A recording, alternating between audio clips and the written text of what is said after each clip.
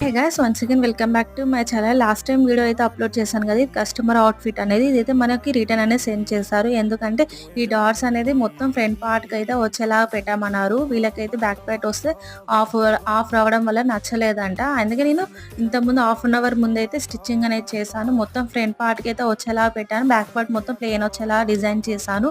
And ముందే చేయొచ్చు కదా అని మీరు అనొచ్చు. కాకపోతే ఆ శారీలో ఫ్రంట్ పార్ట్ మిడిల్లో అంటే శారీ కుచ్చులు పెట్టుకునే పార్ట్ వరకు అయితే వచ్చేసింది. డాట్స్ అనేది మీద అంతా ప్లెయిన్ వచ్చేసింది.